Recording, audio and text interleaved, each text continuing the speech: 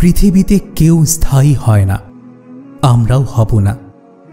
আমাদেরকে স্থায়ীভাবে থাকার জন্য আল্লাহ তাআলা এখানে পাঠাননি, পাঠিয়েছেন অস্থায়ীভাবে কিছুদিন বসবাস করার জন্য।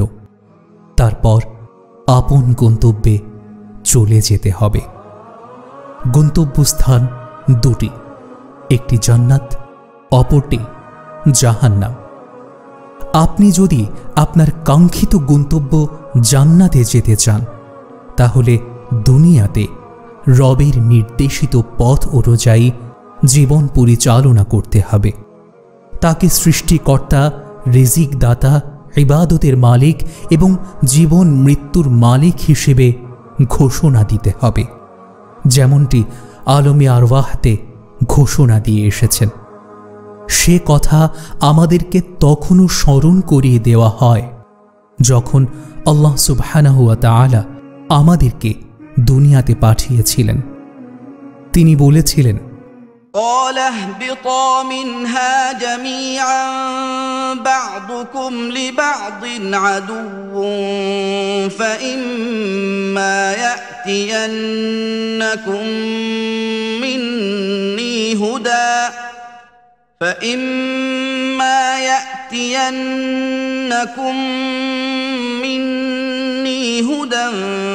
فمن اتبع هداي فلا يضل ولا يشقى।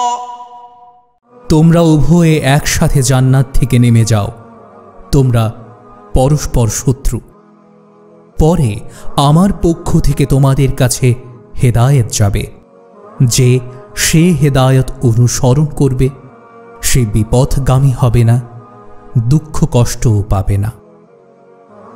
হেদায়েত বলে আল্লাহ তাআলা নবী রসুল এবং তার পক্ষ থেকে কিতাব পাঠানোর প্রতি ইঙ্গিত করেছেন। আল্লাহ সুবহানাহু ওয়া তাআলা নিজের কথা মতো হেদায়েত দিয়ে অসংখ্য নবী রসুল পাঠিয়েছেন শুধু মানব জাতিকে তার গন্তব্যের কথা স্মরণ করিয়ে দেওয়ার জন্য, সৎ পথ দেখানোর জন্য, আগত বিপদ থেকে বাঁচানোর জন্য, জাহান্নামের আগুন থেকে রক্ষার জন্য, সর্বোপরি স্থায়ী শান্তির নিবাস জান্নাতে নিয়ে যাওয়ার জন্য। প্রতিটি দেশ এবং জাতির জন্য আল্লাহ তাআলা সুসংবাদদাতা এবং ভীতি প্রদর্শনকারী রূপে নবী রাসূল প্রেরণ করেছেন। এমন কোনো দেশ বা জাতি ছিল না যাদের প্রতি আল্লাহ তাআলা সতর্ককারী পাঠাননি। যেমনটা আল্লাহ সুবহানাহু ওয়া তাআলা বলেছেন, رسلا مبشرين ومنذرين لئلا يكون للناس على الله حجة بعد الرسل وكان الله عزيزا حكيما। সুসংবাদদাতা ও সতর্ককারী হিসেবে রাসূল প্রেরণ করেছি, যাতে রাসূলগণ আসার পর আল্লাহর বিরুদ্ধে মানুষ কোনো অভিযোগ তুলতে না পারে। আর আল্লাহ পরাক্রমশালী, প্রজ্ঞাময়। পৃথিবীর শুরু থেকে শেষ পর্যন্ত এমন কোনো জাতি, এমন কোনো যুগ খুঁজে পাওয়া যাবে না যেখানে আল্লাহ তাআলা সতর্ককারী পাঠাননি। এটা এজন্য যে কিয়ামতের দিন যেন কোনো মানুষ আল্লাহকে বলতে না পারে, আমাদের মাঝে তো আপনি এমন কাউকে পাঠাননি যে আমাদেরকে সুসংবাদ দেবে বা সতর্ক করবে। এমন কাউকে যদি পেতাম তাহলে আমরা আপনার অবাধ্য হতাম না, আমরা আমাদের অঙ্গীকারের কথা ভুলে যেতাম না, ঠিক ঠিক আমরা আমাদের গন্তব্যে পৌঁছে যেতাম। এমন কোনো অভিযোগ যেন মানুষ তুলতে না পারে, সেজন্য আল্লাহ তাআলা প্রত্যেক যুগে প্রত্যেক জাতির ওপর নবী রাসূল প্রেরণ করেছেন। এ কথা বলার জন্য যে এই দুনিয়াটা তোমাদের জন্য অস্থায়ী, এখানে কিছুকাল তোমাদের বসবাস করতে পাঠানো হয়েছে। এই সময়ের মধ্যেই তোমাদেরকে তোমাদের গন্তব্য খুঁজে নিতে হবে, বেছে নিতে হবে তোমাকে গন্তব্য হিসেবে তুমি কি জান্নাতে যাবে না জাহান্নামে। আল্লাহ সুবহানাহু ওয়া তাআলা তাঁর সুন্নাহ মোতাবেক প্রত্যেক জাতির মতো আমাদের কাছেও রাসূল প্রেরণ করেছেন। এমন এক রাসূল আমাদের কাছে প্রেরণ করেছেন যিনি আশরাফুল মখলুকাত, খাতিমুল আম্বিয়া এবং সঈদুল মুরসালিন হযরত মুহাম্মদ সাল্লাল্লাহু আলাইহি ওয়াসাল্লাম। তিনি প্রেরিত হয়েছেন সমগ্র মানব জাতিকে সুসংবাদ এবং সতর্ক করার জন্য। আল্লাহ তাআলা কোরআনে তাই বলেছেন, وما أرسلناك إلا كافة للناس بشيرا ونذيرا। আর আমি তো আপনাকে সমগ্র মানুষের জন্যই সুসংবাদদাতা ও সতর্ককারী রূপে প্রেরণ করেছি। হাদিসে নববীতে রাসূল সাল্লাল্লাহু আলাইহি ওয়াসাল্লাম বলেছেন, প্রথমে প্রত্যেক নবীকে বিশেষভাবে তার জাতির কাছে পাঠানো হতো, আর আমাকে সমগ্র মানব জাতির কাছে পাঠানো হয়েছে।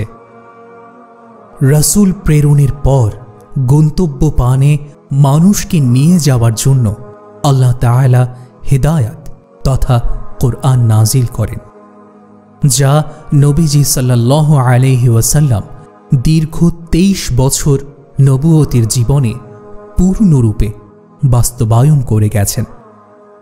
তাঁর সাথে যারা ছিলেন, তাঁর কথা যারা শুনেছেন এবং তাঁকে যারা অনুসরণ করেছেন, তারা তাদের গন্তব্য হিসেবে জান্নাতকে ক্রয় করে নিলেন জীবন এবং সম্পদের বিনিময়ে, এবং স্রষ্টার সন্তুষ্টিও লাভ করেন।